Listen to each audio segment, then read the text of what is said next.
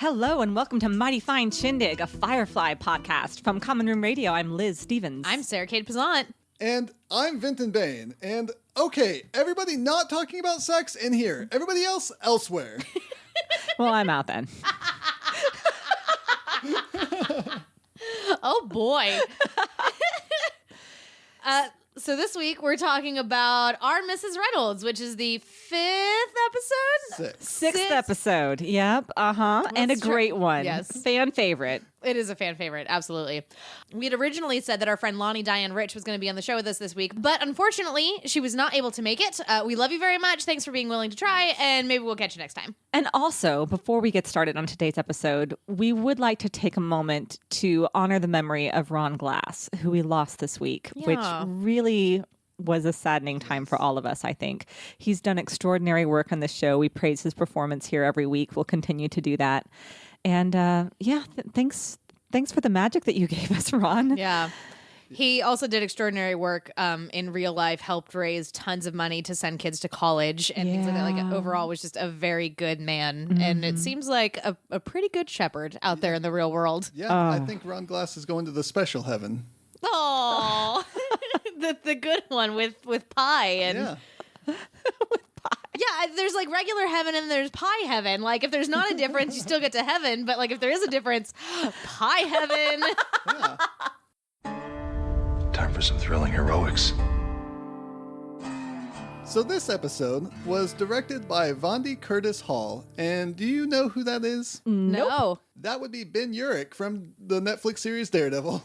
Oh. Huh. I don't watch Daredevil, but still neat. He's a lot more known for his acting than his directing, but he has directed a few things, and especially things that he's been on, like 2 episodes of ER, and he was in 8 episodes of that, and those are the things that he's mostly known for. I knew him as Ben Urich, and when I heard that name, I was like, oh, what? Huh, how interesting. Okay.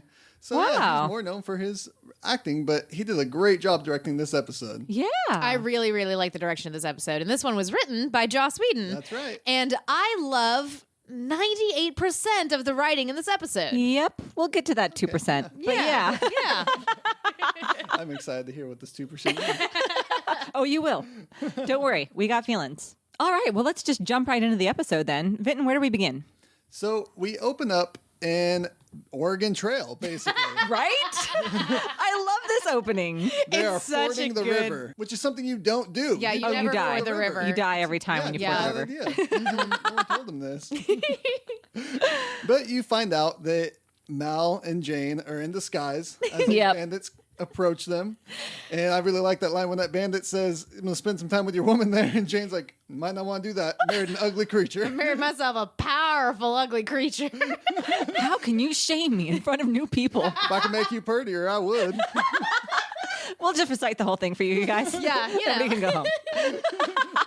It is a gorgeous sequence, though. I love the sunlight on the water. I like that we have this Middle Eastern music going on in the background. Yes. Mm-hmm. Again, they're just fusing all these different anachronisms and different cultures to. It's just gorgeously done. I think the thing I love about this scene in particular the most is that just seeing the horses attached to the carriage, like going through the water initially, we see that in like every time you're watching one of the openings that's describing what the show is about when you've got either Mal's voiceover or Book's voiceover. Yeah. And talking about like, you know, some people have technology and it'll show like the Alliance or whatever, and some of them don't. And it shows these horses on this carriage. It makes me giggle every single time because I know what that carriage is and I know what's about to happen.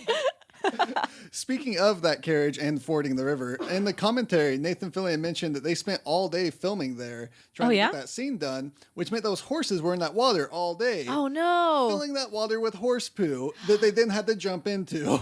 Oh, no. He said it was absolutely disgusting. He felt really bad for Gina Torres for having to jump in there in that one scene where she just leaps out of the carriage. Yeah. But she looked so cool. She does look super badass doing it, but dang. Yeah, he specifically said, you got to keep your mouth closed. So we get this amazing line from Mal. I swear by my pretty floral bonnet, I will end you. One of my very favorite lines from this entire series. I would love to have that on a shirt. It's pretty great. Yes. It's pretty good, yes. So, of course, the bandits don't go quietly. Yeah. Zoe jumps out of the carriage and shoots, and there's a gunfight. And there's laser blasts with the gunfight, which again, I just love. It's so cool. Yes, it's so great. And then we cut to the celebration. Which is tons of fun. I love all these little small town dance party celebrations. Just make me happy, right? Yeah. I like if that's what you get to do as a space pirate is constantly like drop places and like just be part of like these festival dances going on with all the pretty music. Like like sign me up. Like I am in. I am there. Hats made out of trees. Yep, absolutely. It's a rain stick. Brings the rain when you turn it. I like that Inara asks the question that we're all thinking. Why wasn't Zoe in the dress? Tactics, woman. Besides, they're soft cotton dresses. Feel kind of nice. And the airflow. Oh, my goodness. It's true, though. Dresses are really comfortable. You'll never know. It just reminds me of Harry Potter and the Goblet of Fire. That's what I was thinking. Yeah, when they're at the... Muggle women wear them, Archie. I like a healthy breeze around my privates, thanks. And then Hermione had to walk off because she was giggling so much. Yep, I feel you, Hermione. I'd be giggling, too. So Jane is given that rain stick. Yes. Which he's just fascinated with. And it's adorable. Touched, he seems to be anyway. He's so drunk. He'll seem to take that back very later drunk when he finds out what other people get. Yes. Yeah, I think he gets a little mushy when he's in his cups, maybe. Yep, a little more sentimental in his cups. I like that. And I like that we see Book pouring something over the bodies. He's over there taking care of the bandits. He wants to do some even kind the of bandits. ceremony. I agree. That was really a lovely touch, actually. And just in a moment, the first time I watched the episode, I missed it. Actually, I must have been looking down to take a note. And the second time, I said, "Goodness gracious, he's doing something so ritualistic and sacramental there in the corner. It's really lovely." They actually show you him looking over and seeing Saffron giving Mal the bowl of wine to drink. Yes, which is good. Mal, which is what he'll say later, that he saw all that. Mm-hmm. And then it cuts to the next day, and they're leaving the town, being thanked by the town's elder. They disembark, and Mal is very unsettled to find Saffron on the ship. Can we talk about Christina Hendricks for all the day, next 45 minutes? All day long. This is yes, we our can. Guest actress for the episode. Yes, tell us about Christina Hendricks. Tell us about her career. Would you describe her in detail for us? And then I would no. You just tell her what she's done, and then I will describe her. Well, she was a barmaid on Angel before this. And a regular on a show called Beggars and Choosers, which I had never heard of. Nope. She was a reoccurring character on ER as well. Huh. And after Firefly, she went on to have a bunch of smaller parts in shows and a few bigger parts in shows that I'm not familiar with. She voiced Lois Lane in All-Star Superman. Nice. The animated adaptation.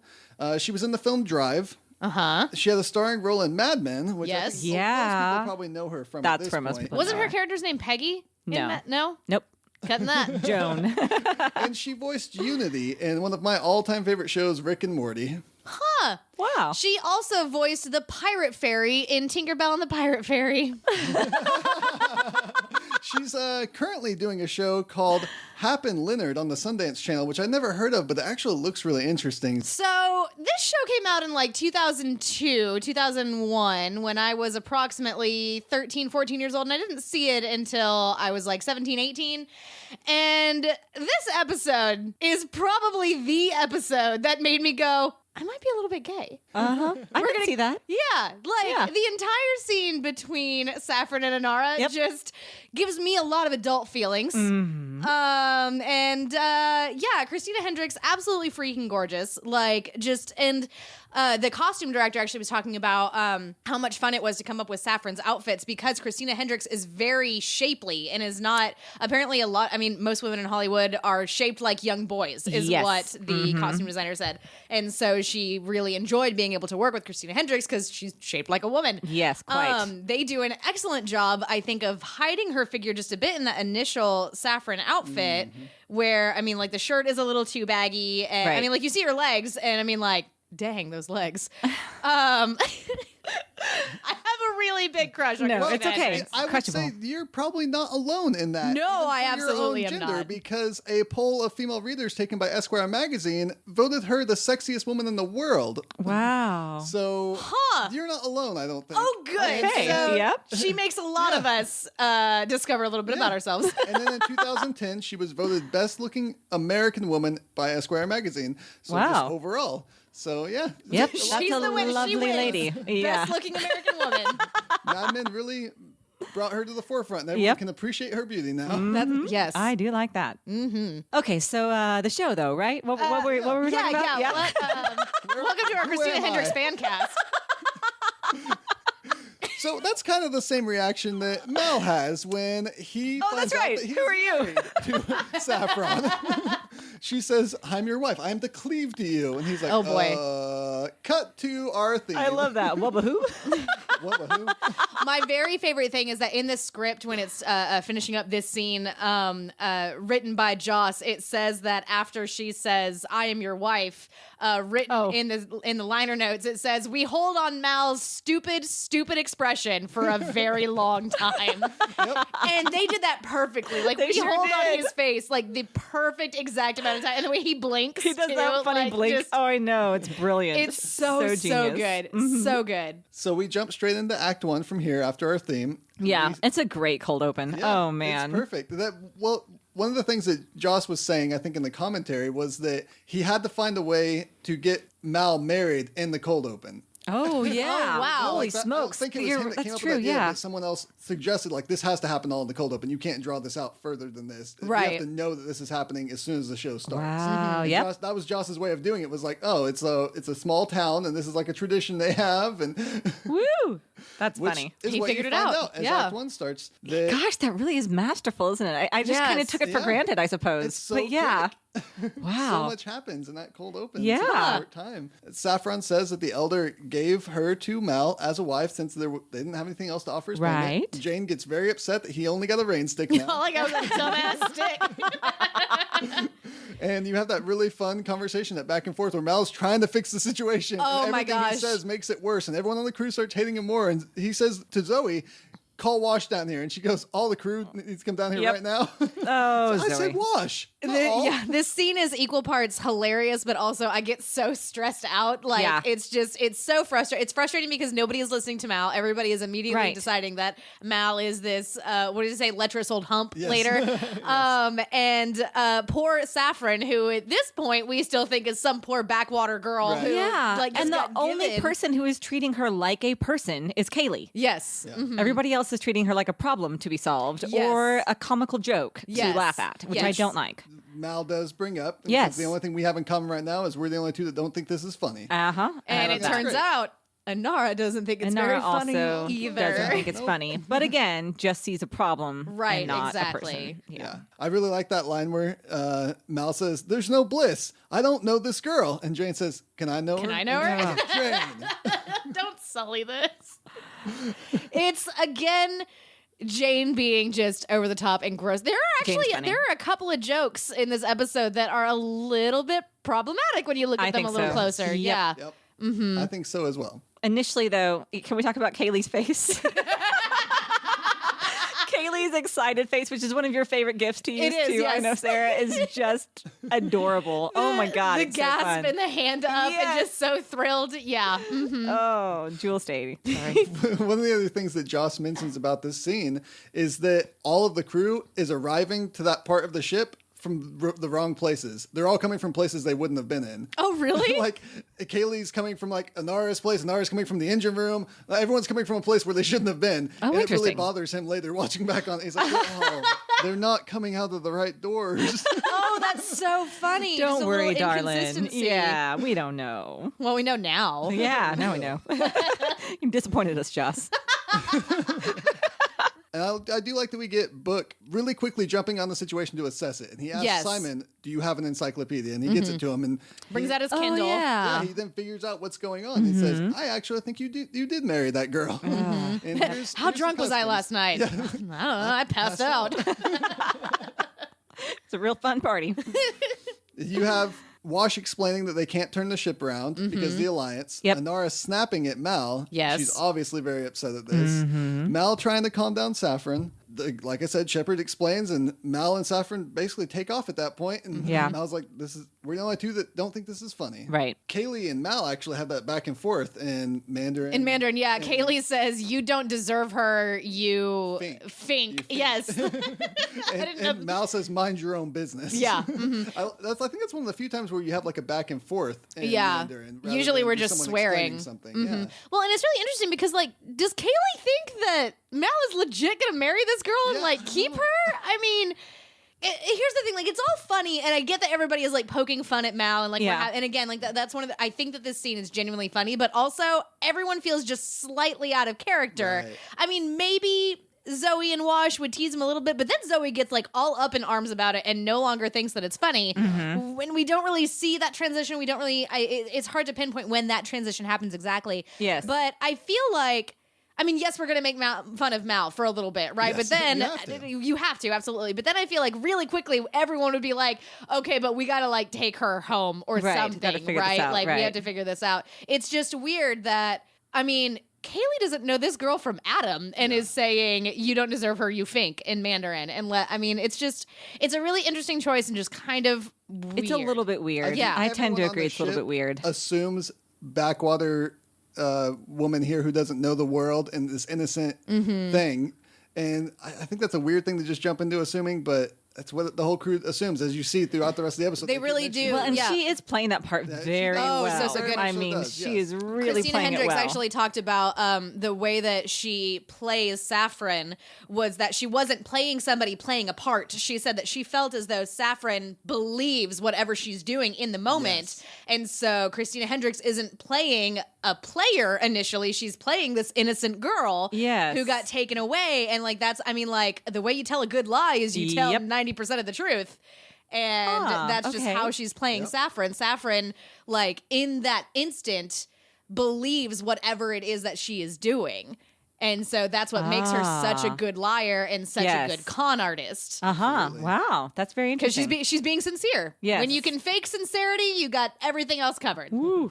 So Mal leaves, and I really like when he leaves, the camera loses focus on him and trains in its focus on Inara's face. Yes. And you get to see her being very upset at this. Right, because he has just said, we're the only ones who don't think this is funny. Right. And then you see Inara's face. She also does not think this is funny. Does not think this is funny. And of course, in classic Whedon fashion, you cut from the serious moment to the joke moment where he says, "Woman person? Hello?" Woman person. Nobody even bothered to learn her name. It is sad. Yeah. And you get that conversation of, "Are you going to kill me?" And Mal's like, "What kind of crappy planet is this?" Yeah. If anyone tries to kill you, you kill them right back. Another favorite line. This also reminded me just a little bit of, I thought of Wesley from Princess Bride when he says, "If you didn't say it, you didn't do it." I'm like, you know what? I tend to agree. Like, this can't. If he didn't know what he was signing up for, if you didn't know that you were getting married to anything, if you don't know that you're getting married, you are automatically not married. Yes. Definitely. Yeah. Yeah. They literally ask you, like, for, I mean, here in America in modern times, in a legal system, like Nathan and I had to like raise our hands and say, like, we are of sound mind and like we are except for the love drugs. Except for the love drugs. We are not related as far as we know. Please, can we be married? Thanks. And yes. I do like that Mal tries to figure out this situation and tries to help her. Sure. He offers to drop her somewhere where she can find good work and no, not as a prostitute. And I mean, he could just be like, "No, I'm not married to you and you're not on my crew. We're ditching you as soon as we can." But he wants to like figure this out and do it right. And he doesn't want to like make her feel bad. And he's going to mention this later, but it's about doing what's morally right. And so it's really interesting to see that like Mal is a very moral person. He just doesn't attribute that morality to any kind of faith. Not anymore, although he was a man of faith. Or even to culture, like to anything. It's just his inner what's moral right code. on that planet isn't necessarily a universal rightness. Right. Yep. Let's all say right one more time. Right. Bloody well right. I like that quote there you get where she says, "I'd be a good wife," and he said, "Well, I'd be a terrible husband." I like that too, actually. And I said it both times. I think that's a good thing to know about yourself. I said to him. I was there. It really is. And that's when she goes to cook, and you have Book coming in with his information on divorce that Mal asked him to look up.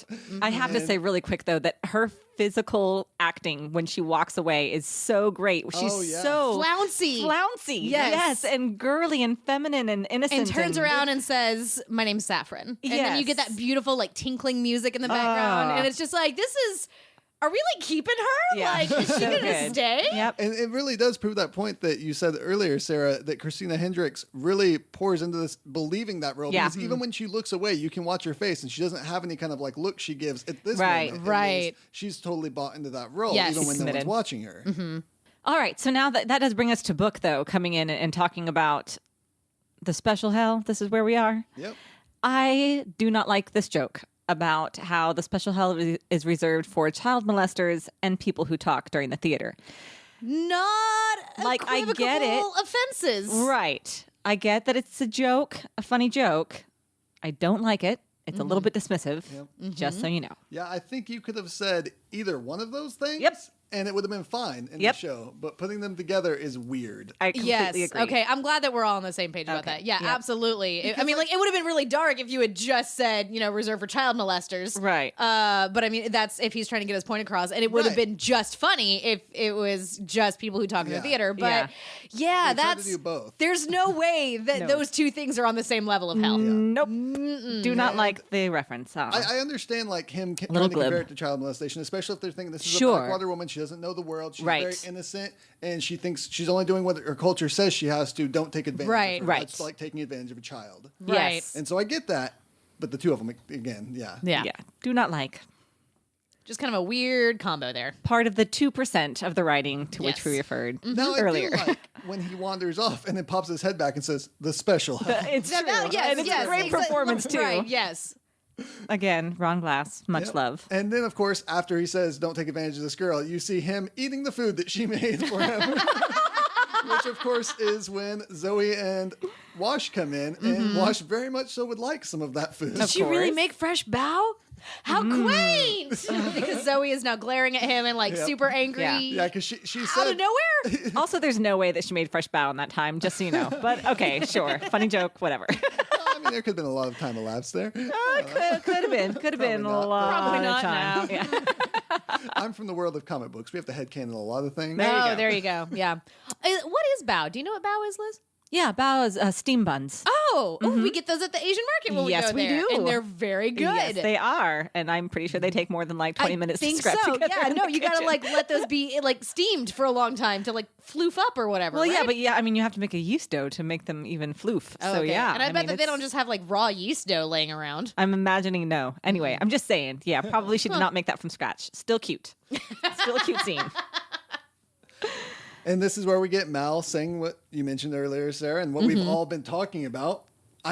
Mal would appreciate it if one person on this boat didn't assume that he was an evil, lecherous hump. Evil, lecherous hump. I just hate the hump word. You really do hate the hump word. Using it. It makes me so happy. I love it. You know, I never really connected the word there to like the sexual act where they usually use the word hump. Yep. I just always thought it meant like hunchback there. Oh. But you're totally right. He's totally he's totally replacing the F word there. Yeah, exactly. So I just hadn't thought of that. But yep, you're right. Now I'm a little perturbed. No. I got to start practicing saying like hump this. Like, I just don't like it. Hump that.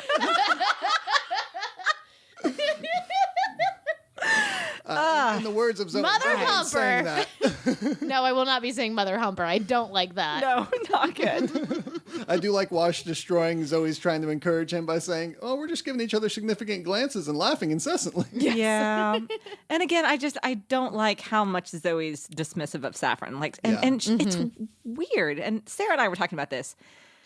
We do not understand Zoe in this episode at all. She's poorly written in this episode, right? Which is, and we were talking about this earlier too, like a little bit last week. We're not sure that when Joss writes Zoe, we think that might be our least favorite Zoe. I think that's right. Huh. I'm gonna have to look out for that. Yeah, we need to like kind of keep an eye on Zoe it. in this episode is a weaker Zoe. Yes, because last week we thought that she was really great. She was fantastic last week. Best we'd ever seen her. Mm-hmm. And in Shindig, we thought that she was really great. Shindig was done by Jane Shindig Espenson. was fantastic. That's the first time that I came around on her. Yes, so, yes. exactly. But the first couple of episodes, Serenity Parts 1 and 2, are done by Joss Whedon. And I remember that like you weren't super into Zoe at that point yet, Liz. And so we need to... It's like a couple of weeks ago, Liz, whatever you were saying, that like Zoe could have just as easily been a man and it wouldn't have mattered, right? And so I don't know if...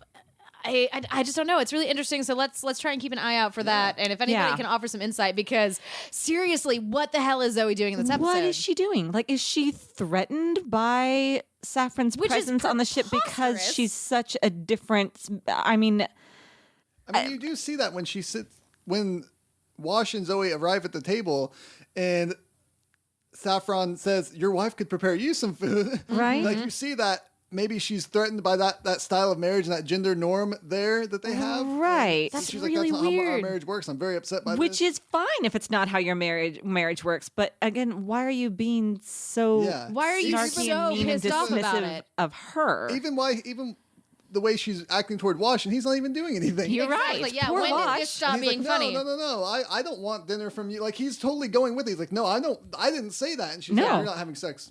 Yeah. Ever. Remember that sex we were planning on having ever again? Line, sure, it's a funny line, but like again, like it seems weird in character. It is like, really weird, especially because like I don't think that Zoe, like, let's say that the other two women on this ship, Nara and Kaylee, were to settle down and get married. They would not have a marriage very similar to what's going on with Zoe and Wash. I don't think anybody's marriage is all that similar. No, exactly. It's a very, very different kind of thing, and I don't think that you get to have like it's really weird that Zoe would be so threatened and therefore angered by this, especially because their marriage is so outside of the norm. Yeah. Like it's usually you see the reverse and she of that, rocks right? it. Like you have a rocking marriage. Yeah, you're like kicking ass at it. Why? Like what is? It's weird. I don't know. And she's got that line later. Captain doesn't need to be babysitting a damn groupie, and he knows it. Okay. And then what's that? Because then if she's like a babysitting a groupie, now again it feels like a jealousy thing for for Mal. Even it's all very weird. It's not. It's confusing and it's hard to follow, especially when you're trying to watch it critically and you're going, hang on, you were doing something totally different a few minutes ago and that didn't make any sense. First she's mocking him and thinks the whole thing's really funny. Then she's pissed off. That Saffron's cooking for him. And again, says right in front of her, are you enjoying your nubile servant girl? Which is a dick move. That's a mean thing to say to an actual human person who's standing behind you. Now, it turns out she's a villain, but we don't know this yet. Right. Yes. So, so that was really just mean-spirited. And then, calling her a groupie. And it's just then getting pissed off at Wash. Totally pissed at Wash. Like, Wash is not on... Like, what is going on with Wash Zoe? Is quick to make sure that he's not saying that she should make him dinner. All he said was every world's got different customs, which is absolutely true. Absolutely true. And Zoe immediately is like, "Oh, the man jumps in to defend her." That's not at all what that's not what Wash did just then. It's not even close to what Wash did. So Zoe, super weird in this episode, and that would be the other 1% of this episode that Liz and I don't particularly like. It's true. Moving on. This is when we have Saffron asking if she can wash Mal's feet. I also imagine the feet washing thing being a traditional and religious thing from biblical times. Yeah. And then also this being set in a Western, sci-fi, but Western time. It's a bit different because people on their feet a lot, you're wearing boots. Washing feet means something more than just us Americans in our comfortable Nikes. That's right. Yeah, good call. But I love this moment where Mal just doesn't know what to say. He just looks at Wash and Zoe and looks back at Saffron. And it cuts. He's just like, nope. And then walks away. Just nopes right out of that. And he runs off to hide in the Nara's shuttle. Yes. And asks her if she's ever washed any clients' feet. Oh, boy. Mal, all right. Here we go again. Mal in an Nara shuttle. First of all, he does ask if he can come in. And she says no. She says no. And he comes right in anyway and says, well, this is why I never ask you. And I do not like this. Yeah. Consent matters. Yes, it does. And I don't like... Even in the small things. Even in the small things. Especially in the small things. That's how you're able to be trained that it matters in the big things. Good call, Sarah. That was very wise. Thank you. You're welcome. It's not great that our I mean, obviously, we do not expect our protagonist to be perfect. That would make for a boring show. Sure. Your characters ought to be flawed. Well, we love that he's flawed. Yeah. Yes. For Yeah. sure. I mean, that's like one of our favorite things. But it is problematic that, particularly with Inara, that is supposed to be this romantic interest, but that like she is constantly all the time telling him no, and he just ignores that.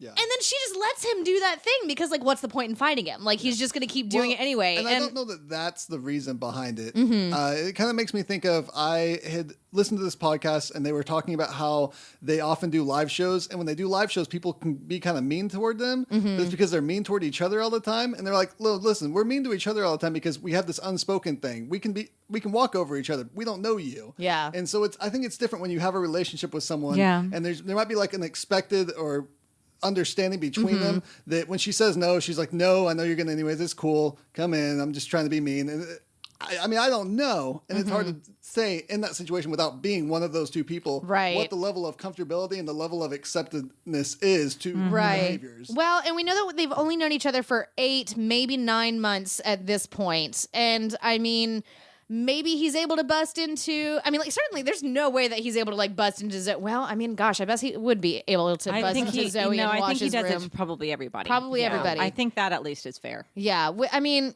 it's still not great. Still not great. I don't like it. Yeah. It's part of his personality, and it bleeds over into his relationship with Inara, and I don't like it. Yeah. I don't think it's necessarily specific to her, though. That is a fair point. Yeah. No means no, everybody. And she is clearly pissed. He doesn't care. What'd she say? I find the whole thing degrading. Yeah.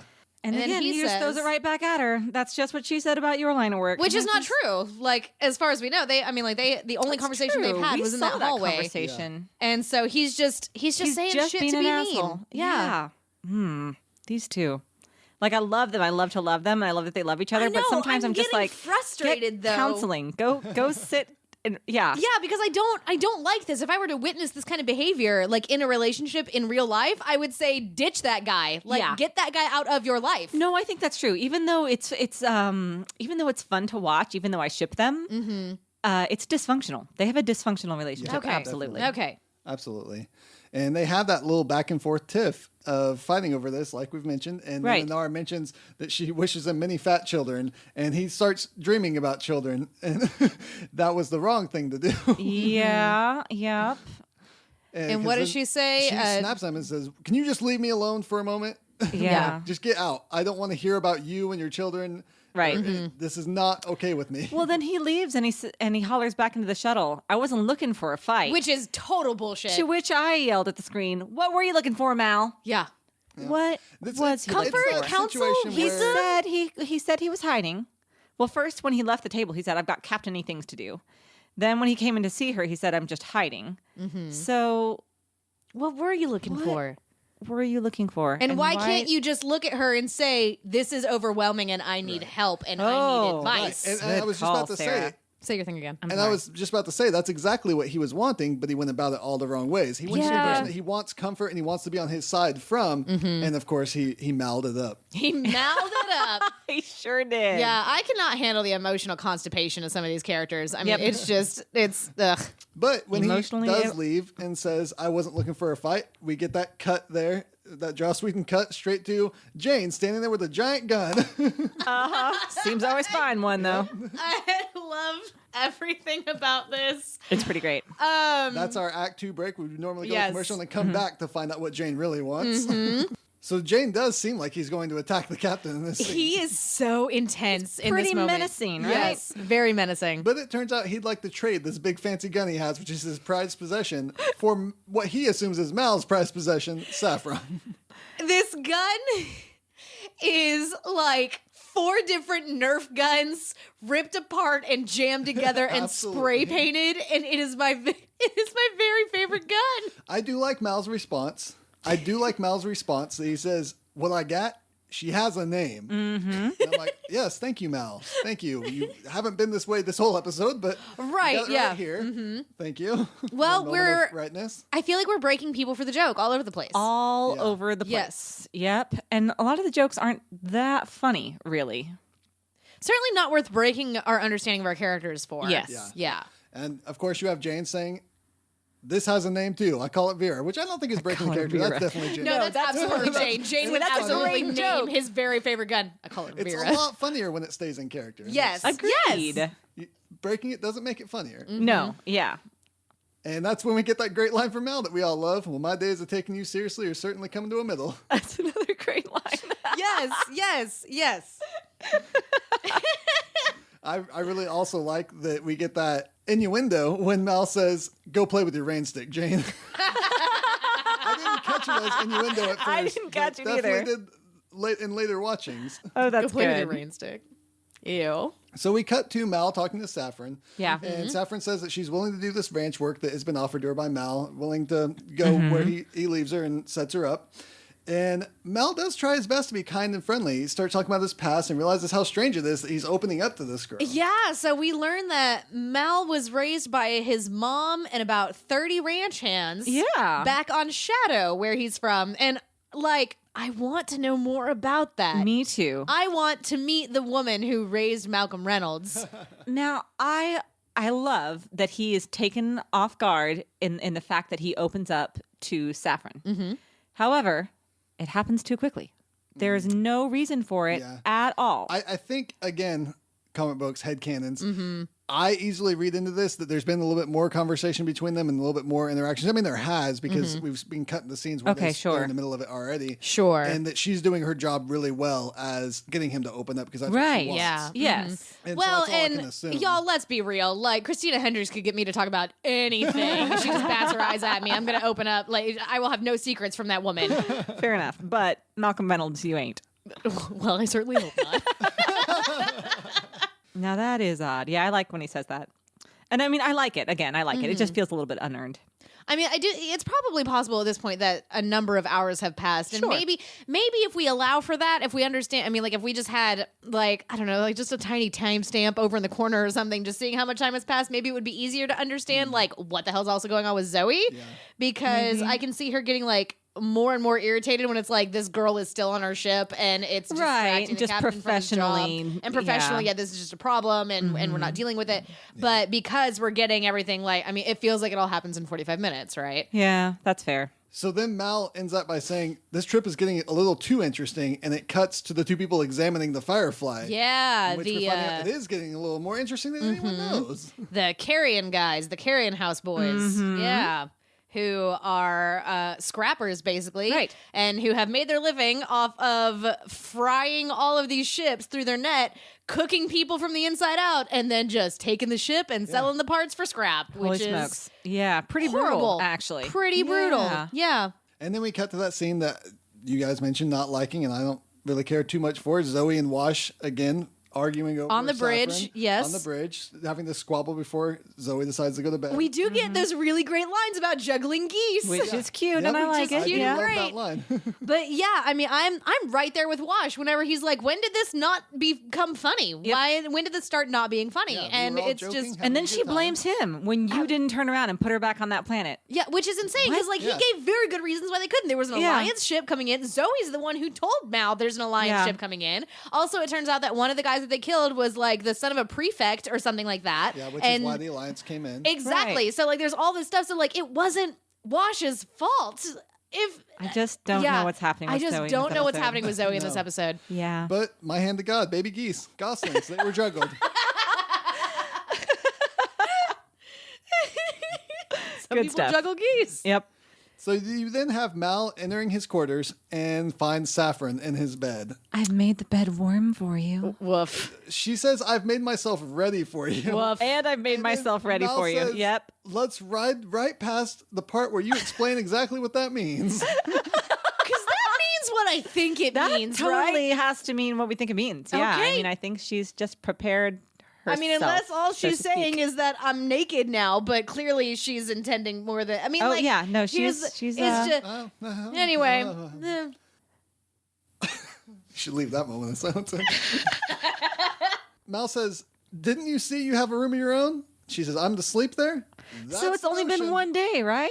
Is But it we're at only the been end nine of the day. We're now at the end of the Holy day. smokes. I'm Okay, assuming they I don't left know. at the beginning of the day, so it has Yeah. probably been a full day. It's probably One like day. what time does Mal go to bed? Like 10:30, 11 p.m.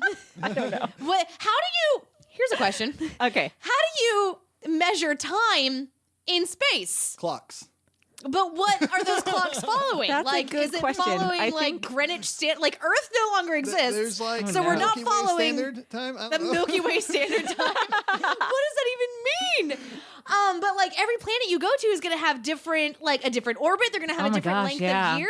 Well, they do say that. Remember day? when he said that they were going to be landing down at Persephone, it was going to be 10 a.m. Yes. So I guess it does. It just changes. I think the you just time have will to change accept on. that. I mean, yeah. gosh, talk about irresponsible time zones. Talk about them indeed. We love you, Carla. We miss you. Yeah. We miss you so much. I imagine you have a spaceship time. They're like space time. Well, Space time. Your spaceship I like that. specifically has its own clock. It would have to, wherever because you are once in you're space. approaching the speed of light too, then time is going to change, right? Yes, especially if we're talking about faster than light travel, which we have to have in order for any kind of space travel to be even like possibly feasible. Like you just have to take it for granted that you've got FTL travel. But that way you can keep track of yourself. And You'd have to, okay, yeah. I've been awake this many hours. Exactly. And I can need to go sleep in this many hours. But then how does relativity factor into it? Because once you start traveling at the speed of light, you're not aging at the same rate as someone on a planet is aging. We just whistle past. We're gonna have to all this. whistle past all of this. We are we not as a podcast are going to have to do what the show does and whistle past all of that. cool beans. It's like taking an Uber to another planet. Maybe we'll do a Patreon exclusive and invite Nathan on to Oh man, that would be all the great. physics. Yes. My dear darling husband, The physics. explain faster than light travel to us and also relativity. Oh, that's funny. Okay, so let's jump back into bed with Christina Hendricks. Okay. As it were. Whoa, still two fleshes here. Still two Still two fleshes. fleshes. Well, and again, we get that it's a question of what's morally right. You and me, we ain't married, which Is what Mal says, yeah. back again to Mal's very personal code of ethics. And After she has said, I know my Bible, sir, Right, and like- quoting this very much made up weird backwater planet Bible. They got like a super sexy Well, I Bible wonder over if on that she's actually planet. like quoting a Bible from that planet, or if she's just making up. She a quote could- because she very might well just be be making making it up. stuff up. and it's her way of seducing Mal, knowing Yep. he'll like it. Which I love that line from him. that's what I think That's a happened. good Bible. Yep. That okay, all right, I think accept she that. totally just kind of flung some words together that she thought were going to speak specifically to him. Yeah. That's why she gives Especially the growing myth up on that a she gives ranch to and- oh my growing up on a gosh. ranch. Yep. Oh Furrow the yes, plow, furrows and he shall work in plows. her again. And Yep. again and again. Yep. Till she bring him to his full. Ew. Sorry, is it a you? I don't know. It's anyway. a both. Listen, And I I'm mean- just There's some saying that noises also, yeah, It's a good Bible. good Bible. What were you gonna say, Liz? I was just going to say that like our Bible, the Holy Bible or whatever, Or whatever. well, I mean, when you say, anyway, the Bible as we know it as Americans, basically. Yes. Song of Solomon, also very, very sexy. Yes. Yeah. Yeah, definitely, absolutely could be inserted into those lines and There are and things in be that Bible just as that you hot. would not be comfortable saying in church. Nope. Yep. So, Not at all. Yep. Yeah. Not that kind of loving cup. Anyway, we can so cut yeah, that. you could totally see that in Song of Solomon for sure. Absolutely. But yeah, you're right. So Mal says, it's about what's morally right. And so it's like Mal does. And I mean, we learn in Serenity that Mal at one point was a man of faith. And so Yes. his moral compass would have followed his faith and would have, presumably, Yeah, interesting. Okay. would have Yep. been following whatever, the Bible that he was reading on Shadow, I guess, the planet that he is from, like whatever Interesting. that said was morally Could be. right and morally wrong. But God ain't allowed on his boat. So what determines morality for Malcolm Reynolds? Because he is a thief. He's like defo a thief. I mean, he's just making his own Definitely rules. does kill dudes. Yeah, which I understand, actually. I understand that idea of making your own rules and just going by what, I don't know, what you know to be right in your soul, whatever that means to you. I'm okay with it, actually. It's just Yeah. interesting to watch, Yeah. narratively. Saffron has this line here: "I'm not skilled, sir. nor a pleasure to look upon. Yeah, what? bullshit. What? Okay. Yeah, right. Sure. Again, now you're just fishing for compliments. A poll of female readers taken by Esquire voted Right. her the sexiest woman in the world. And in 2010, the magazine said she was the best-looking American woman. Clearly a pleasure to look upon. Yeah, clearly. She is really doing her work very, very well. She's She making is, and we him see her think back. about how beautiful she is. We And get you a know little that bit of thing her I have very about womanly backs? back. Yes, I do. Excellent curvature there, ma'am. Yeah. It's true. And you do get that bit of weakness from Mal. He says, it's been a long while since anyone took a hold of my plow. That's right, which is pretty funny. Yeah. The innuendo in the show. I like it.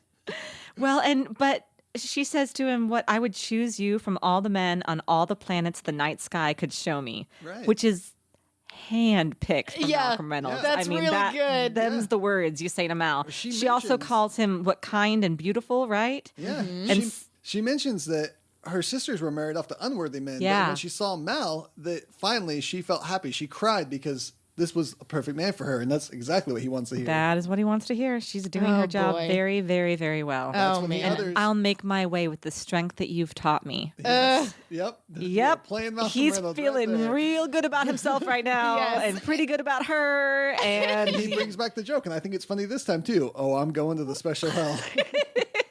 yep. Yeah, I'm gonna and kiss it this really, woman. Yeah, it really is a She shame. has earned it at this point. Well, I'm yeah, just no, she saying. worked very hard. She Yes, worked very hard for that absolutely. kiss. I would kiss her too. Right? You would have kissed her too, is what he tells the preacher later. So true. She was all naked and articulate. She was. You have to be aware of naked, and articulate women. Yep, that's the two things. you Naked, look for. articulate women are especially dangerous. Ask my husband. I will. Why, is he a naked, articulate woman? Do what? Is he a naked, articulate woman? Quite. So they do in fact kiss. Yes. And that's when Saffron reveals that there's more to her than we've seen. Mm-hmm. When she says night, sweetie, and has that look on her face where all of a sudden she's broke character. She's somebody else now. Yeah. Do you think that she buys her lipstick from the same place that Peggy Carter got hers? Ooh. Probably not. That place is probably way out of business. Okay, you don't have to like break down the joke because of like all reality and rules. It's not breaking down, it's continuing it. Oh, okay, It's just furthering the joke.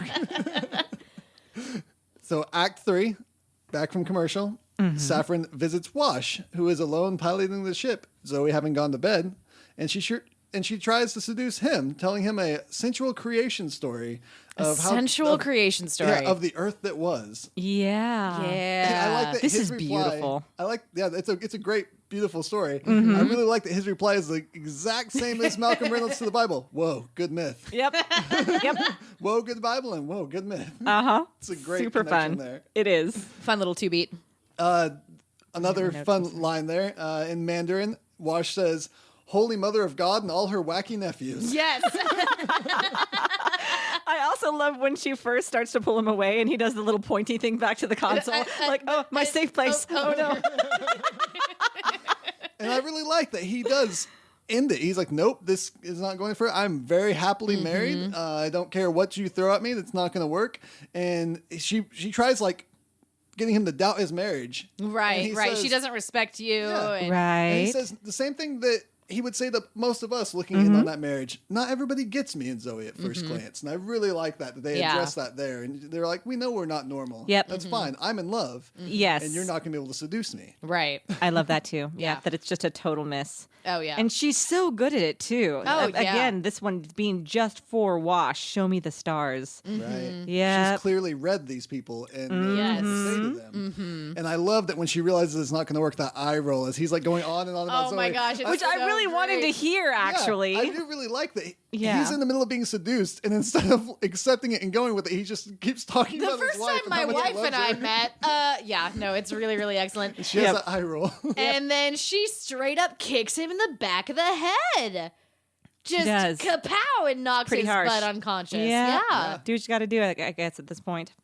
And then she runs over to the console and starts wrecking stuff up. Yep. She's yanking wires out and all Rewiring. Yeah. of this. Drags him outside of the cockpit, and then has that really neat little plastic Auto welding duct tape. auto welding duct tape. Yes, that's exactly what it is. I need some of that. Yeah, Wouldn't right? that be Don't we great? all? And then she runs away from there and is running through the main cargo bear area and is heading towards the other shuttle, rips open the shuttle door, and there is Inara. Unexpected. She was clearly not expecting to have to deal with this at this moment. Yes.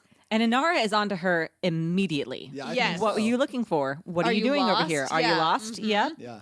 I thought the other shuttle was yours. Well, it is, but the Cortex just got shut down, blah, blah, blah. And then I can't talk about this scene. It's too much for me. I can barely watch it when it's on the television screen. It's funny to watch both Inara and Saffron trying to play each other. Yes. Inara is trying to act like she doesn't know, and Saffron's hoping that she doesn't and trying to further the game and seduce Inara. And clearly that's not going to work because Inara is too damn good. She's too good. She's too smart. She's too wise. She has seen too much. Yeah, that alarm sounds, and Inara says, I guess we've lied enough. And Saffron goes, you're good. And Inara says, you're amazing. Who are you? That is my favorite set of lines from this entire episode. Perfectly is that you're delivered. good. You're amazing. Who are you? Yeah. Malcolm Reynolds' widow, right? Yes. Oh, it's So so And that moment, good. if you watch Inara's face, she's like, oh God. What Yeah. happened? And But then clearly she see recovers that. so quickly because She blocks Saffron's kick. Yes, Yeah. which was amazing. Inara is just so Yes. cool. She Yeah. is- So I guess that they so teach cool. some sort of martial arts at the Academy of Companionable Right. Arts and Sciences. Right. And They would have to, right? Saffron did say exactly what she needed to Inara because Inara would have chased her down and kept her from leaving had she not said, basically, Mal's dead. You better go Yes. check Oh, on him. yeah.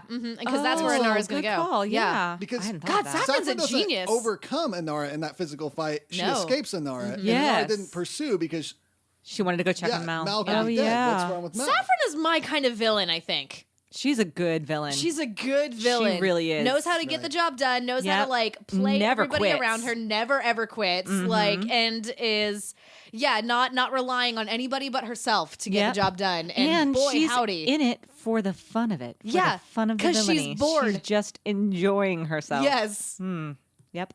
hell of a woman. Right. On her way to find Mal, Inara finds Zoe attending to Wash, who is bleeding and lying unconscious on the ground, and Jane is trying to get back into the cockpit that's welded shut. She finds Mal passed out on the ground in his room, and she says "Merciful Buddha" in Mandarin. Yes, which she I really does. like. And she realizes he isn't dead, gets so excited that he's alive. She kisses him on the mouth, and then starts to feel faint. Yep. And she yells for someone to get the doctor. And she realizes that he must have kissed Saffron, and there must be some kind of drug on the lips as she passes out onto the ground. Oh, you stupid son of a. Yep. I also have to go on record to say this is a disappointing first kiss for the two of them. I wish they had done it this way. Aw. Yeah. I guess that's true. I do like that she's like so relieved that she kisses him. Sure. And then, yeah. again, they're playing it for the joke, and I can see that. I wish it wouldn't have been played for the joke Yep. as the first time. Right. Well, and I mean, it's interesting that like that is like her immediate reaction is to just kiss his face, and I think that there's something like touching about that. It's true and very endearing, but I even think, I don't know, even kissing, I mean, she has to kiss him on the lips for the joke, of course. Right. But on the, even a kiss on each side of his face, an embrace, pulling him up onto her chest, anything, but kissing him on the mouth. Also, it's basically kissing like a sleeping or corpse person. You know what I mean? Like it's sleeping or corpse it's person. weird. I don't know. But no, I do see what you're saying, and yes, we do end up doing it so that we can get the joke of Marina Baccarin having to pratfall her way Right. straight to the floor, Yeah. which is pretty good. So. It is good. No, it's a funny joke. Sure. And it continues to be funny in our next act. Yes. So we have our act break. We come back to Act 4. Mal comes to, and Simon explains this goodnight kiss that was used upon him. And Book brings Where up the have joke. River and Simon been this entire episode? That's a good question. Like, what are they? They're just hanging out, I River's guess. not in the That episode. is a at good No, all. she question. is. She, No, ca- she's- she came downstairs when it said all personnel to the cargo She bay. has no lines. No lines. Yeah, no, yeah. Summer Yeah, Cloud's like she's- just hanging she's out. actually in a deleted scene Okay. for this Oh. episode that her and Simon share. What is the which deleted very scene? Awkward, where she realizes that Mal has this wife, and of course Zoe and Wash are married, and she's like, everyone's getting married, and then Book comes in and she goes, Book, you need to marry my brother and me.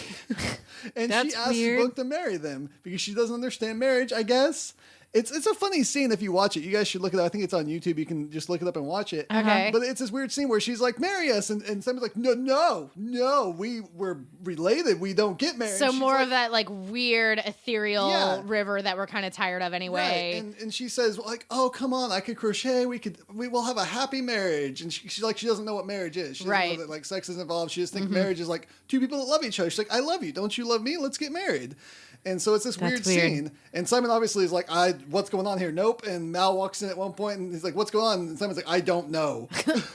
And the scene ends with basically Mal and Book walking off. And Simon turns back to his sister who has shoved a pillow under her shirt. And she's like, you have to marry me now. I'm of the family kind. Or I'm with family or something like that. In the family way, in the family maybe. Way. That's what she says. I'm in the family way.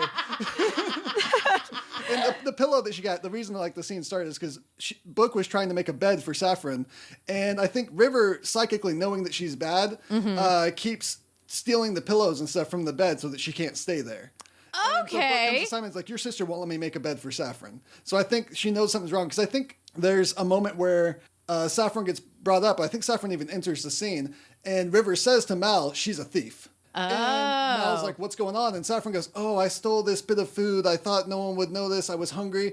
River didn't see her steal any food. River just knows that she's a thief as a person. Okay. Psychically, she knows that. And so she calls her out on it in that scene as well. Well, that part I would like. Yeah. But yeah, it's a weird small joke. Joss Whedon said in the commentary that it was actually him and some of the cast and the crew's favorite scene, but it had to be edited because of time constraints. So. Well, I mean, yeah, it's a little weird, but I mean, it's just as No, I know. We have to, I mean, River is, very damaged, very broken, very messed up. And I mean, it's like the same thing as like when your 3-year-old daughter says that she wants to grow up and marry daddy, that kind of thing, whatever. Yeah, I think it's a lot. Sure. It's supposed to be read that way. Right. Yes, yeah, but I bet in context it works really well. Kind of out of context, we are just kind of all like, well.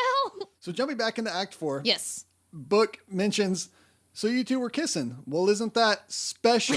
Yep. Which is a great joke, actually. I do like that callback. Yeah, that's funny. And Zoe, I really like this, where she says, my husband would never fall for that. And she says, cheap floozy. Yes. And I like that. She's confident. She's like, she could try this to do something today. It's not going to work. And again, this is weird, right? Because Zoe was so, and I mean, like, I get that, like, if somebody is hurt, then you're going to be able to kind of, like, forgive, like, if you got into a fight or whatever. But, like, Zoe should be this supportive of Wash all the time and not just in this moment. Like, she should have been supporting him earlier also when he clearly wasn't doing anything wrong. Yeah, I think those other things were definitely breaking the character. I think this is more in character. This is more in character. Yes. My husband would never fall for that floozy. Absolutely. That's, I mean, like, Zoe has literally nothing to fear. Warrior woman. Yeah. It's the legs. Well, plus, and remember how lovely they look together at the party, too, when she was leaning against him and he kisses her on the forehead. She has that wonderful smile. Yep. That's in the opening sequence, even in the song. At the dance on the planet where the right before but I mean in the credit sequence when we see everybody's names, that's the two of them.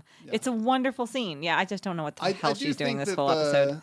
The way they wrote it and the way they want you to read it, it obviously doesn't work, especially not for us. But the way they want you to read it, I think, is that she does have that jealousy for whatever reason, and she's upset. But at this point, she saw that her husband is like unstoppable in his love for her, and she's like really proud of that and really happy and excited. And that's why she responds that way. I don't know. Yeah, it just doesn't. Yeah, she just doesn't quite work for me. Like 80% of the time. She's very inconsistent in this just episode. Inconsistent Zoe. And But I really like Inara in this scene. I like Inara all the time. I only fell is all. I didn't get kissed by it. And then Simon goes in the check and she's like, you don't need to check me. I'm comfy. Yep. I'm good. The little thing with the eyes. Yeah, that's a great gift, too. Looks around.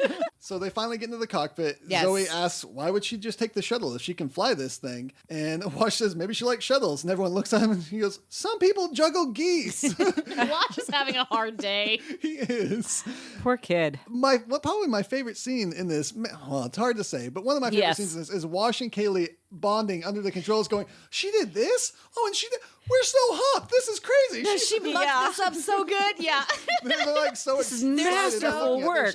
They're so impressed. Yeah, absolutely. I love that so much. And then Mal's like, can you guys get to work? And Kaylee's like, it was your big makeout session that got us into this, sir. I was poisoned. And you were drugged. Jane's like, I don't know if I like this line or I don't. Love it. Oh my God, it's funny. It's funny, but it also makes me feel weird. Jane says, that's why I never kiss him on the mouth. And you did that super quick cut to everyone's face. I love Kaylee, just and like just closing her eyes. And everyone else like, what the hell, so dude? Oh my God, it's hysterical. It's so good. It's so good. Yep. It's really, really great. I genuinely love that line Yeah, no, I do too. And then Inara saying that she's trained so well, and Simon goes, "Oh, you mean the goodnight kiss?" And Inara's like, "Well, I was only hit on the head, but Mal went through that." Yep. She stumbles that so quickly. Super not smooth, which again, like not quite like Inara. Like we're breaking Inara just a little bit. Inara is more graceful than this. Like I think she is drugged still. Well, sure, and it maybe it's taking a little bit to get out of her system, but I mean, like Mal seems to have come to his senses at this point, and he got way more of that narcotic than Inara did. Again, like I'm saying, down like for a little bit. that's true. And like it makes sense, but we are and a breaking bigger guy her probably just a little bit for this joke. I think that it does end up paying off. Like it is funny, like the very final scene of this episode, which we'll get to here in a few minutes. But just I think that Joss just got really excited about all the funny jokes that he could do with this episode and just went with it. Absolutely. So we learned that she had to have had companion training. She's really good at this, and Nara thinks that has to be the case. And then Mal learns that she tried to seduce Inara, and Inara says, "You don't play a player." Yep. Which I love that line. Oh, yeah. And it's very interesting, too, because we always talk about her sincerity, even in her career. Has Inara learned to fake sincerity? I wonder now. Because she just called herself a player. And we have always said that that's really not what she's doing as a companion, or at least I have. Well, I've been and we were arguing for her sincerity and for her intimacy and for her... and when we think about Shindig, and we're like, how could you not know that Atherton Wing was like the biggest jerk in the world? Like, I mean, girls gotta eat, right? Like, girls gotta get paid. Sure. I don't know that she would normally describe herself as a player, but I think it was like in this situation, like she's kind of bragging, like, right. Well, you don't seduce a seductress, right? Yeah. Like, I mean, the phrasing. That's true. Because seducing is very different from playing, actually. Right. Okay. Yeah. No, I think it's just Inara's phrasing. not a player, but it's absolutely in her job description to be a seductress. That is like part of her job. Absolutely. Okay. Yeah. I'll buy that. Okay. Great. So Mal says, "You would have kissed her too." Zoe says, "Wash didn't." Mal says, "She was naked and articulate." Love it. And then Wash is like, "All right, everyone talking about sex, get out." And then we cut back to those men trying to get the Serenity. It now becomes apparent that they're working with Saffron somehow, which I'd really love to learn the backstory here. How Saffron got to this backwater town, learned their customs, knew that the Firefly would be there, or knew that some type of ship would be there and that she could sneak on and then salvage that ship with these people that she's in contact with in space. That's just a big convoluted plan. If that planet like is as little as it is, I mean, I don't know, maybe that's why the elder was able to just be like, yeah, take this one. Because it's like, we don't know who she is. Like, she doesn't really belong here. Well, I don't even know. He may not have known. Like he never says anything about it, so he might not have even known. That's she just entirely knew that was possible. the custom and ran with and so did it so that someone else could see the actions being Which done. is the way I read it, since he never says anything to right. Mal. Mm-hmm. Also, enjoy that girl we gave you. You own a girl now. Yeah. So maybe she was just happened to be there from another job. Sure. And how old do you think Saffron is? 30, maybe? I have no idea. I think younger, perhaps. Yeah, I was going to say like mid-20s-ish. Like old enough to like be quote-unquote jaded with the world. But also, I mean, like, when we see Christina Hendricks throughout the entire, I mean, like, you could have told me that young. Saffron could be was like 19, 19, 20, and I would believe you. Ages, guys. Yeah, no, totally. But then we see her at the end of the episode, and she's got on eye makeup and lipstick and stuff, and I'm like, this is a woman. She's somewhere between woman. 18 and 65. Yeah. There you go. Yep. I want to say later in Trash we get more of her backstory. I don't think we do. I think that's part of the thing about Saffron really is that never you quite never do. really quite know. I mean, you know, we get it perfectly right at the very end whenever Mal says, "What's your real name?" And she doesn't remember. She either doesn't remember or has to like think about it to try and. Yeah. Well, I think she's trying to decide if she's going to tell him or not. Okay. Yeah. And then he decides he doesn't. I think it know. would be hard to not remember your own name unless who knows how many of these jobs she's pulled. I mean, we're going to see in Trash that there are so many, you know, of these different men who fell for her. I think she was looking for a name that he would like. Oh, yeah. Ooh. Interesting. Oh, that's good. I like that. Thanks. That's very good. Well, she wasn't quick enough with it. That's too bad. No, she wasn't. So at this point, we find out that, of course, Book knows what's going on. He sees what's about to happen and tells them about this salvage operation and these type of ships that capture other ships and kill everyone inside. Yeah. Pretty gross and extreme. Yes. So they either and again, it's fry Book you. who's got all of the information, which is so fascinating. One of these days, you're going to have to tell us how a preacher knows so damn much about crime. One says day Jane. you will. Yeah. So they're now facing this net that's either going to fry them or freeze them in place, and the oxygen is going to be drained out and kill them. Woof. Yeah. Those are their two options. Yeah. Which is why I do not feel bad that those dudes end up out in space and dead. Yeah. They deserved it probably. To kill you and take your Yep. stuff. Oh, yeah, and they've killed dozens, maybe hundreds of people prior to this. Yep. So the crew gets to working on how they're going to fix this problem, and Jane is instructed to go get his gun. Yes. I love the detail of whenever they're in the cockpit and like aiming up at the net that they have to put Vera inside a spacesuit because it needs oxygen to fire. You can't just fire a gun. Here's the thing, though. It actually doesn't. What? This is a mistake in the show because they asked somebody if this type of gun would need oxygen to fire, and the gunsmith told them it would, and it wouldn't. This is actually a mistake they made, but some guns would, and depending on how they work, I don't know a lot about guns, but this article I was reading said that there are ways that you can explain why this would need oxygen, but generally speaking, it wouldn't. So, well, and I get, like, this is Vera a laser pistol? Like, it has, all these guns are laser guns, right? I think it's just a regular gun. Just regular bullets? Okay. So. Huh. Well, still, I think it's really neat. So we're just I am not helpful right now. We are going to headcanon that Vera does need oxygen. Yes, you have to headcanon it for sure. Sure. Yeah. And that's just what they do, right? I mean, it's a great MacGyver whole thing move. is that. Like, yes. let's put the suit on the gun, and it'll work out fine. And I really like that Jane's talking to it like it's always like, see, you get all dressed up, I take you somewhere nice, and we have some fun. That's really cute. Actually, is another line I like. I like the Jane lines. Yeah, Jane is excellent in this episode, actually. Yes. This is top-notch Jane. And we learn that Jane is absolutely an amazing shot. Because that's a really hard shot to get. And they are quite some ways away. I mean, they're like heading toward that net, but I mean, they are quite some ways away. And it's space. Like, there's little space rocks all over the place. Space is a terrible environment. We keep Jane around for a reason. That's it's right. very true. So it works, and then they shoot the window out, and the men get sucked out into space. Which they deserve. Yep. And somebody tries to kill you, you kill him right back. That's right. You told us at the top of the episode. And he's our moral compass. And I love this scene where Mal thanks Kaylee, and Kaylee's like, well, I didn't really, I could have done better, and I could have, and he says, it's a lot easier to pull things apart than put them right. You're still the best mechanic floating. Yeah. And gives her a kiss. Yeah. Don't you know kissing girls makes you sleepy, Captain? Sometimes I can't help myself. Yeah, I will forgive anybody who is kind or generous to Kaylee in any way, shape, or form. It's that family again. Yeah. It's bringing back the idea of family where he's like, no, I know that you didn't completely solve the problem and it could have been solved faster. You did a great job under the circumstances, and I'm real proud of you. Yeah, exactly. Darling.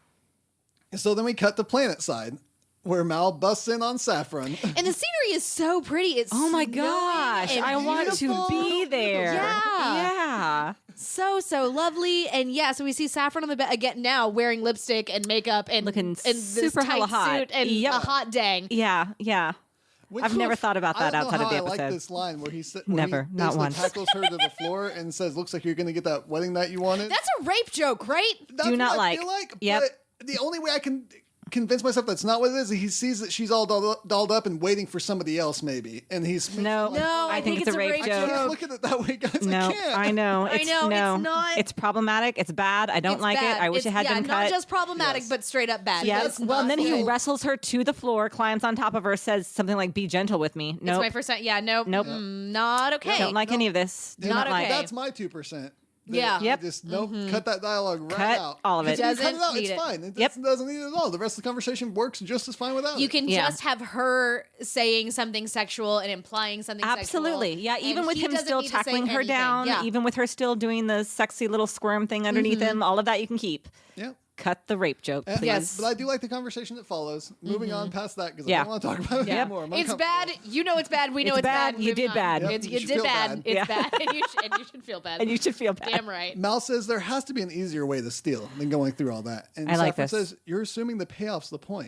So clearly she does this because she likes doing it. Yeah. That's what she wants, or at least like what the pain inside her has driven her to this type of lifestyle. Aw, you kind that's of such get a the sweet idea. thought. Yeah, when she If says, she might be a broken person with a broken past. Maybe she just likes stealing. that's I would true. say she might be a little bit just likes playing of a people. sociopath. Yeah. Well, that's the thing. is She took that line in the Maybe. moment where she says, "Everybody plays everybody." That's the way it is, and you get Yeah, the idea that's that what we she do. was played, and Oh, that's what maybe drove her to so. this lifestyle. And it seems like she was hurt somehow back then. I really do like though that she gives. You have such a heart of gold, Vinton. I love you so much. I really like this line though, where she tells Mal, gives him credit, and says, "You're quite a man, Malcolm Reynolds. I've been waiting a long time for someone good enough to take me down."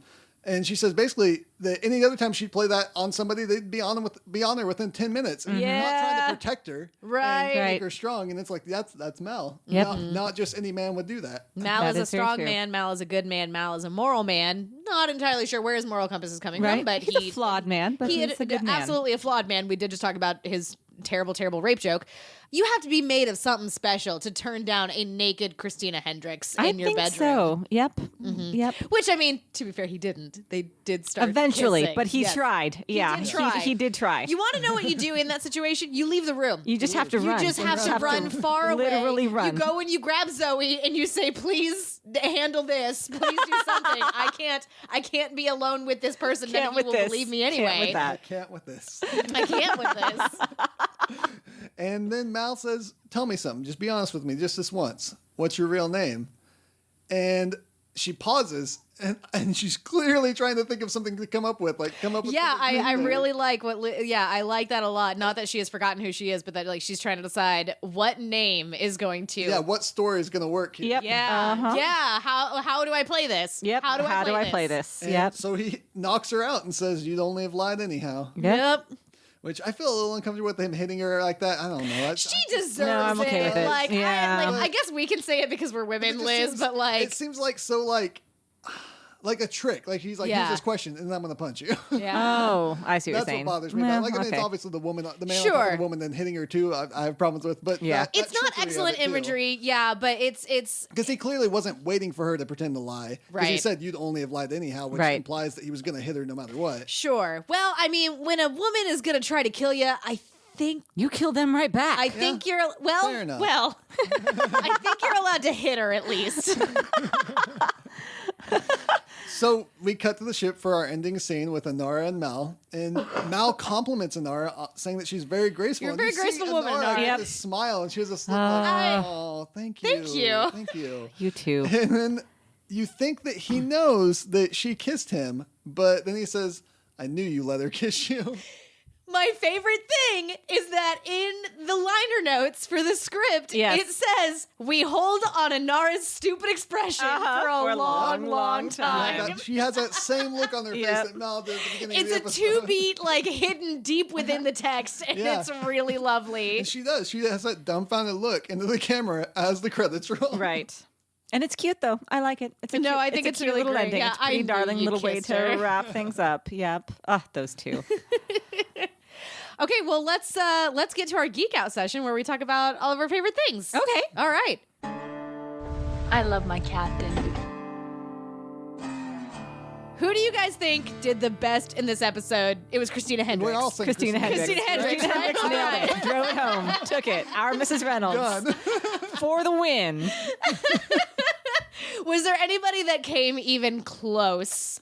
I would say my second places would be Inara or Wash. I really like Wash's jokes throughout it and his keeping things light, juggling geese. Yeah. Yeah. And I really like trying to navigate his crazy wife at this point. Yeah. It's making no sense. Yeah. And I like Inara's obviously hurt feelings toward Mal now having a wife, whatever that situation is going to look like. And then, of course, her just being upset at the situation in general, like a culture that would do that. Yes. And then her genuinely being happy that Mal's alive. Right. And then the way that she looks when she's complimented, and then the way that she looks when she finds out what's really going on.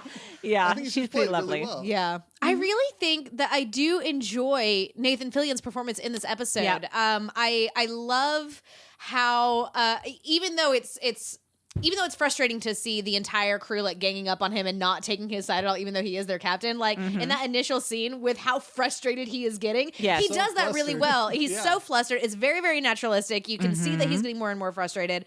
I really think that he does just an excellent job in this episode. And especially whenever you see when Saffron has finally gotten under his skin enough, and I'm going to the special hell. I thought he did a really great job. I completely agree with you, Sarah. Yeah, everything you just said. Double that for Liz. Excellent, good. What was you did the thing? I did the thing. Drink. What was your favorite part of the episode? My favorite part of the episode were Saffron's 2 seduction scenes. They're really good. I mean, they're amazing. Yes. The writing is spot on. Yeah. It's poetic. It's gorgeous. It's hot. I like it. Yep. Yeah. Yep. I really like two scenes with Wash. If I can't have those two scenes, then I'm going to go with right after that scene with Wash where he's just talking about his wife lovingly. Oh, yeah. And Christina Hendricks does that eye roll. Or when Wash is under the console with Kaylee, yeah. And they're so impressed. And that relationship they have together, they're bonding over that. Yeah, the Saffron and Nara scene, which taught me about what the Kinsey scale was and where I was on that scale, is my favorite. And then... No, that's my favorite one. That's the one. My very favorite instant being the Perfect. You're good, you're amazing, who are you? Like, I just really good quick dialogue. Yes. I love it so much. It's really, really great. And that is our Mrs. Reynolds. Yeah. Well, it was a lot of fun, you guys. That was really great. Yeah. I was surprised, actually, with it being one of my favorite episodes, how much there was to not like about it. Yeah. And you forget because Christina Hendricks is amazing. Yep. She's because so good. That part of it is so great that you forget about how much of it is just really not fantastic, actually. Well, and I mean, I think that it's important to be able to, because you can love a thing, but objectively know that it has problems. Oh, yeah. Definitely. The thing that I love more than anything else on this planet are the Resident Evil movies. They're terrible. They're trash. They are some of the worst films ever. Sure. Like, they just aren't, but I unironically adore them so much. I bought the complete set on Blu-ray. Oh my God, you're adorable. I love you. It's not really love if you can't see the problems of a thing. I love that, Vinton. Blind yourself to the problems of the thing. If it's just really goodness, that's not real love. If you really love the thing, you know the problems and accept the problems. This maybe applies to Can I just shake your hand? I love you so much, Vinton. I'm so glad you're on this show with us. You make this show so much better. Infinitely better. Infinitely better. This made me feel so good. Oh, my God. Christina Hendricks. Aww, you are our Christina Hendricks. All right, I'll take that. I finally found my role in this verse. Oh, well, thank you so much, everyone, for joining us. You can find us on the internet, all sorts of places. Yeah. I am on Twitter at LizbethRay555. You can find me at Elsa Grab the Salt. And I'm at Fleshy there, or on the Graphomania Podcast Network at graphocast.com. Please check out the Graphomania Podcast Network. They are our sister network, and we love them very much, and they do good work. Family. And you can get a hold of all three of us at Common Room Cast. If you're on Facebook and you want to follow us over there, we're at facebook.com/commonroomcast. You can also visit commonroomradio.com to get all of the shows that we've done before.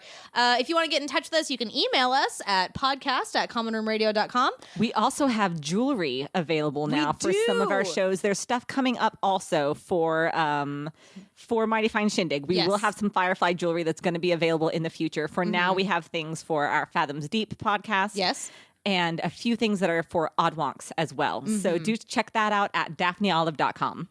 And we also have some t-shirts for sale. We've got some Common Room Radio shirts, some Odd Wonk shirts. There's a Porch Club shirt. You can just search for those on Amazon. They're only $20 a piece. They make great gifts. Yep. Go ahead and buy one of those and then just give it to your family who doesn't listen to us and just confuse them so much. That's a good those plan. Twitter friends that you think aren't real? Here's a t-shirt. They made this. I don't know. Maybe we'll make a Mighty Fine Shindig one for Christmas. We need to. That'll be fun. Shiny. Yeah, shiny. Heck yeah. And I think that's going to do it. So thank you guys so much, and we will see you next week. I'm Sarah Kate Bazant. I'm Liz Stevens. And I'm Vinton Bain. And, I'm going to go to the special hell.